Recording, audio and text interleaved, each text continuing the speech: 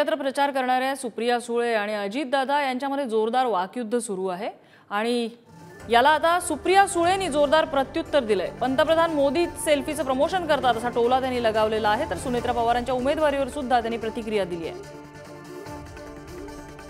नुसता माणूस व्यक्ती निवडून देऊन काम न करता नुसतं पार्लमेंटमध्ये भाषण केल्यावर प्रश्न सुटत नाही। पार्लमेंटमध्ये भाषण करून मी आता जर इथं न येता मी मुंबईमध्ये बसून भाषण करून उत्तम संसदपटू म्हणून किताब मिळवला असता आणि इथं काम बघितलीच नसती तर काम झाली असती। आज सकाळी पण मी जातो त्यावेळेस मला अनेक आया बहिणी त्या ठिकाणी शुभेच्छा देत असतात, पुरुष मंडळी शुभेच्छा देत असतात, त्यांच्या काही तक्रारी असतील तर त्याही मी ऐकून घेत असतो। आदरणीय प्रधानमंत्र्यांनीच खरं तर एक ऑर्डर काढली आहे, जी ऑर्डर मी पार्लमेंटमध्ये वाचून दाखवली। HRD मंत्रालय, ह्युमन रिसोर्सेस डिपार्टमेंट, शिक्षण मंत्रालयाने एक GR या देशासाठी काढला होता की प्रत्येक कॉलेजमध्ये मोदीजींचा एक फोटो लावा आणि सगळ्यांनी त्यांच्याबरोबर एक सेल्फी काढा। मोदीजींचा दिल्ली एअरपोर्टला आपण एंटर करतो ना, आज शिरताच गेट नंबर 1 ला मोदीजींचा एक मोठा सेल्फी पॉइंट आहे। त्याच्यामुळे सेल्फी प्रमोशन हे आम्ही करत नाहीये, या देशाचे प्रधानमंत्री करतात। लोकसभा निवडणुका काही महिन्यांवर येऊन ठेपल्यात आणि या सगळ्यात बारामती लोकसभा मतदारसंघाकडे सगळ्यांचं लक्ष लागलंय, कारण मतदारसंघातनं सुप्रिया सुळे विरुद्ध सुनेत्रा पवार असा नणंद भावजई सामना पाहायला मिळणार अशी चर्चा सुरू आहे। राष्ट्रवादी 2 गट पडल्यानंतर अजित पवारांनी बारामती लोकसभा मतदारसंघ मिळवण्यावर लक्ष केंद्रित केलंय आणि पत्नी सुनेत्रा पवार यांना निवडणुकीच्या रिंगणात उतरवण्याच्या तयारीत आहेत आणि या सगळ्याबाबत सुप्रिया सुळेंनी सुद्धा प्रतिक्रिया दिली आहे। तुमच्या सगळ्यांच्या आशीर्वादाची गरज, तुमच्या सगळ्यांच्या पाठिंब्याची गरज। खऱ्या अर्थाने महाराष्ट्रामध्ये बारामती तालुका जो झपाट्याने प्रगती करत पुढे चाललेला आहे, त्या प्रगतीला कुठं खीळ बसू नये हा सर्वस्वी निर्णय हा माझ्या बारामतीच्या मतदारांनी घ्यायचा आहे। मंदिराच्या साक्षीने सांगतोय, मी जो उमेदवार उभा करणार आहे या 5 विधानसभा मतदारसंघात तो उमेदवार लीडवर असेल। एक तर हे काय भातुकलीचा खेळ नाहीये, राजकारण भातुकलीचा खेळ नसतं, त्याच्यात नाती नसतात, त्याच्यात जबाबदारी असते।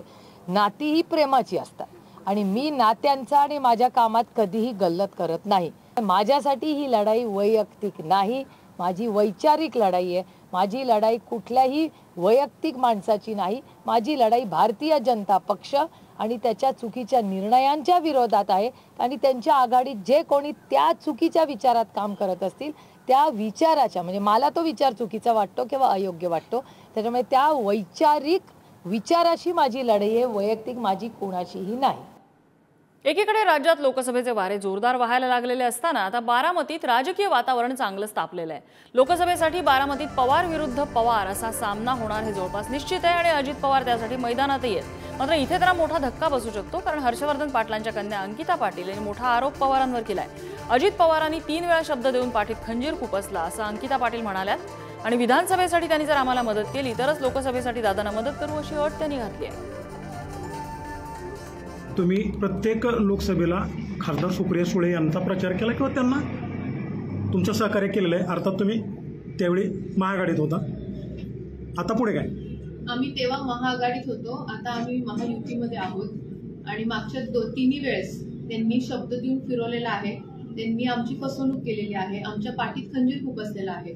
त्यामुळे ह्या वेळेस जसं मी सांगितलं, उमेदवार जे कोणी असतील, जे कोणी जाहीर होईल, आमचं विधानसभेला ते काम करणार असतील तर आम्ही त्यांचं लोकसभेला काम करू। नवीन जनरेशन काही बोललेली असले तर लगेच त्याला उत्तर द्यायचं काही कारण नाही। ते तरुण आहेत, नवीन राजकारणात आलेले, त्याच्या संदर्भामध्ये देवेंद्र फडणवीस, चंद्रशेखर बावनकुळे, हर्षवर्धन पाटील यांच्याशी आम्ही चर्चा करू।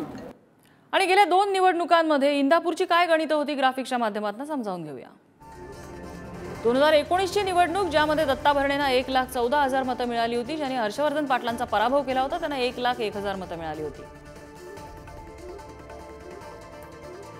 तर त्यापूर्वीची म्हणजे 2014 ची निवडणूक, ज्यातही दत्ता भरणे विजयी झाले होते, 1,08,000 मतं त्यांना मिळाली होती, तर हर्षवर्धन पाटलांना 94,000 मतं मिळाली होती। आणि या विधानामुळे अंकिता पाटील यांच्या विधानामुळे अजित पवारांना बारामती जिंकणं हे कसं अवघड ठरू शकतं आपण बघूया। बारामतीमध्ये 6 विधानसभा मतदारसंघ आहेत. दौंड, इंदापूर, बारामती, पुरंदर, भोर, खडकवासला आणि यापैकी 4 मतदारसंघ जे आहेत त्या 4 मतदारसंघात महायुतीची ताकद मोठी आहे. मात्र 2 जे मतदारसंघ आहेत ज्यामध्ये महाविकास आघाडीची ताकद आहे, काँग्रेसची ताकद या ठिकाणी दिसते आणि त्या सगळ्यामध्ये त्यांना अंकिता पाटील यांचं हे वक्तव्य सूचक आहे. भविष्यात कदाचित अडचणीचा काळ असू शकतो.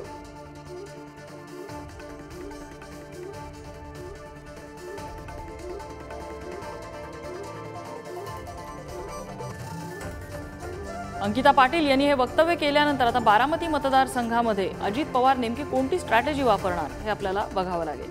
कारण सुनेत्रा पवार यांना निवडणुकीच्या रिंगणात उतरवण्याच्या ते तयारीत आहेत. या ठिकाणी त्यांच्या विरोधात सुप्रिया सुळे या निवडणूक लढवतील.